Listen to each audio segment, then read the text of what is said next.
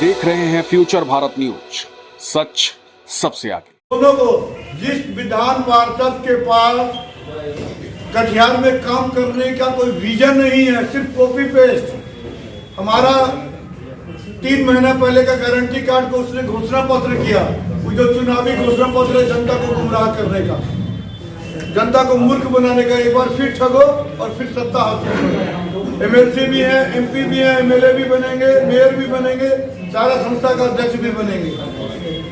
कितनी शर्मनाक बात है कि विजन नहीं है और आप 15 साल से एमएलसी कैसे हैं?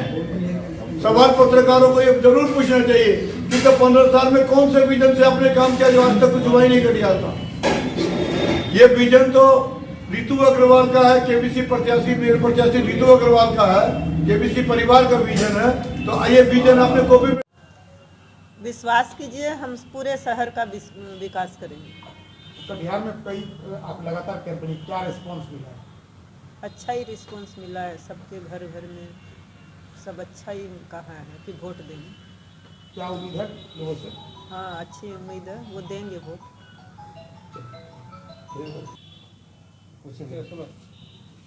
ललित जी, आप पूरा प्रचार जो कैंपेनिंग है उसमें आप खासकर एमएलसी अशोक अग्रवाल को टारगेट बनाते रहे, क्या वजह है? इसके पीछे क्या वजह है? जी नहीं, मैंने किसी को टारगेट नहीं बनाया है, ये गलतफहमी है किसी की भी। मैंने 3 नेताओं के बारे में कहा है, विजय सिंह जो मेयर रहे हैं, विधायक हैं, एमएलसी अशोक अग्रवाल और मंत्री श्री राम प्रकाश महतो। मेरा ये कहना है कि तीनों के पास बड़े बड़े नाम हैं, बड़े बड़े पद हैं, विधायक, विधान पार्षद, मंत्री का, और 10-10, 15-15 साल वो लोग मंत्री हैं और कोई तो लगातार आज भी बड़े बड़े पदों पर आसीन है।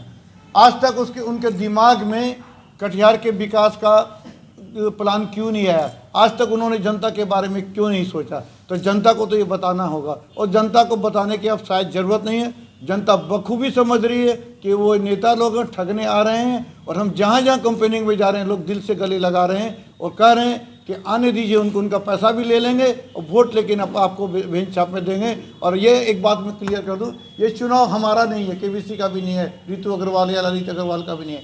ये चुनाव जनता वर्सेस ये भ्रष्ट नेता है। अब गारंटी कार्ड और अपना उसमें एक कॉपी पेस्ट बता रहे हैं, आप खुद देखिए, मैंने अभी दिखाया आपको कि हमने 3 महीने पहले 22 सितंबर 2022 को एक गारंटी कार्ड लॉन्च किया था, 27 गारंटी का, और लोगों को बताया था कि हम ये काम करेंगे, और हमने 2 साल के रिसर्च के बाद हर चीज़ का प्रोजेक्ट तैयार करके ये बनाया था। लेकिन इन्हें हम एक नाम लेके कहेंगे, एमएलसी अशोक अग्रवाल के उम्मीदवार हैं उषा देवी अग्रवाल। एमएलसी साहब 15 साल से एमएलसी हैं, उनके पास क्या प्लान है, क्या विजन है? आज उन्होंने कल परसों उन्होंने अपना एक घोषणा पत्र जारी किया है जो राजनीतिक पार्टियां करती है, और हमारे गारंटी कार्ड को 99% कॉपी पेस्ट करके डाल दिया है।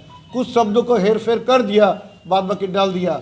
जब आपके पास कोई विजन नहीं है कि शहर का विकास कैसे करेंगे, नगर निगम कैसे होगा, काम कैसे होता है, विकास का काम कैसे होना चाहिए, तो आप कैसे दावा कर सकते हैं कि हम मेयर बन के कुछ करेंगे? नहीं है, और कोई प्रोजेक्ट नहीं है, कोई रिसर्च नहीं है, तो सिर्फ झूठे जनता को गुमराह क्यों कर रहे हैं आप 15 साल से एमएलसी के पद पर रह के फिर विकास का काम कैसे कर रहे हैं?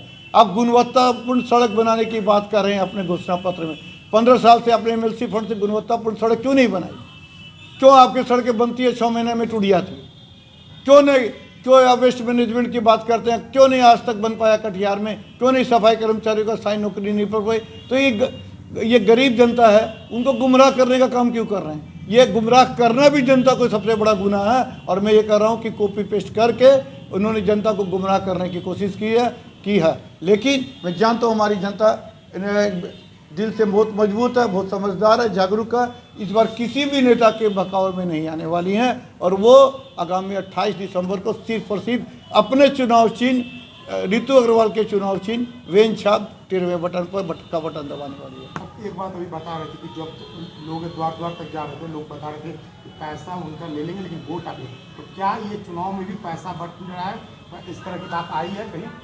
राजनीतिक शक्तियाँ, आप सोच लीजिए, जिस एमएलसी के पास कोई शहर में विकास का प्लान नहीं है, जो कॉपी पेस्ट कर रहे हैं सिर्फ हमारे गारंटी कार्ड का, वो 15 साल से एमएलसी है, तो क्या किया और कैसे वो एमएलसी बन गए? और सूत्र से ही मिल रही, सब जगह दावा लोग स्थानीय नेता बता रहे हैं कि फलाना जगह से इतना का ऑफर है, फलाना जगह से इतना का ऑफर है, तो वो कान में बात आ रही है कि कहीं से कपड़े मिलने की बात, कहीं से शराब बंटने की बात ये कान में आ रही है। इसलिए मैं जनता को बता रहा हूँ, अगर आपके पास कोई आता है तो बिल्कुल ले लीजिए, चूँकि आप गरीब का पैसा उन लोगों ने लूट के रखा, घर भर लिया, वो आपका पैसा आप लूट लिया, आपको आप ले लीजिए। तो जनता भी समझ रही है कि लेना है पैसा उसी का और वोट देना है अपने चुनाव चिन्ह भेन छाप को। और आपको 30 दिसंबर को पता चल जाएगा भेन छाप का चुनाव चिन्ह कम से कम 25,000 वोट से जीतेगा, ये मेरा दावा है। शराबबंद आखिरी सवाल है, क्या लगता है कटिहार का चुनाव का मुद्दा क्या है? आप भी घर घर तक गए, जाति धर्म का कार्ड चलेगा, पैसा का कार्ड चलेगा, क्या लगता है? कोई कार्ड नहीं चलेगा, सिर्फ जनता का कार्ड चलेगा, सिर्फ और सिर्फ जनता का कार्ड चलेगा।